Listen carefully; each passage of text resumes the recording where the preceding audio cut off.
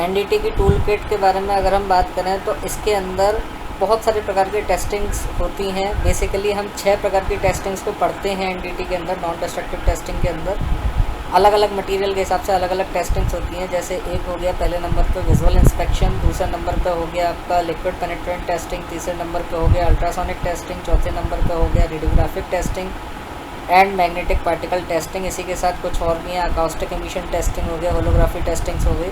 ये सारे हमारे नॉन डिस्ट्रक्टिव टेस्टिंग के पार्ट्स हैं।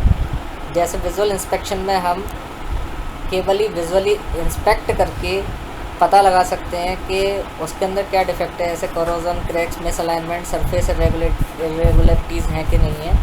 इसके लिए हम कुछ इंस्ट्रूमेंट्स का यूज़ कर सकते हैं, जैसे बोरोस्कोप हो गया, मैग्नीफाइंग लेंसेज हो गया या वीडियो प्रोब्स हो गए। उनका हम यूज़ करके हम विजुअली इंस्पेक्ट कर सकते हैं उस स्पेसिमेन को। सेकंड नंबर पे बात करें तो रेडियोग्राफिक टेस्टिंग में हम एक्सरेज, गामा रेज जो मटेरियल के अंदर पेनिट्रेट कर रही हैं, इमेज बना रही हैं, इंटरनल स्ट्रक्चर को एक फिल्म पे दिखा रही हैं या डिजिटल डिटेक्टर पर दिखा रही हैं, उसके थ्रू हम चेक कर सकते हैं कि कितनी डिफेक्ट हैं। वॉल्यूमेट्रिक डिफेक्ट है, पोरोसिटी, इंक्लूजन है, इनकम्प्लीट फ्यूज़न है वेल्ड में।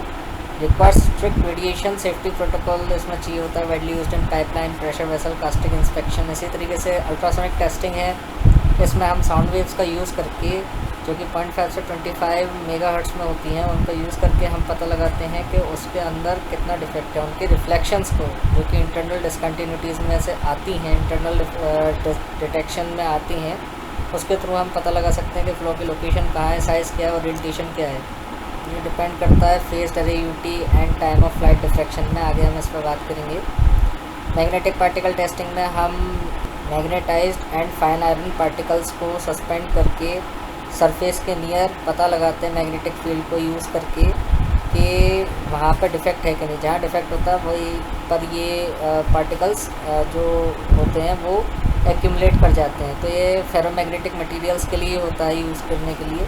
हम इससे पता कर सकते हैं फाइन क्रैक्स को, वेल्ड्स में फोर्स कंपोनेंट्स के अंदर कोई सेंसिटिविटी तो नहीं है, कोई क्रैक तो नहीं है, कोई डिसकंटिन्यूटी या डिफॉर्मिटी तो नहीं है। और ये फ्लोरोसेंट पार्टिकल्स के संग या विजिबल टेस्टिंग के संग भी यूज़ किए जाते हैं।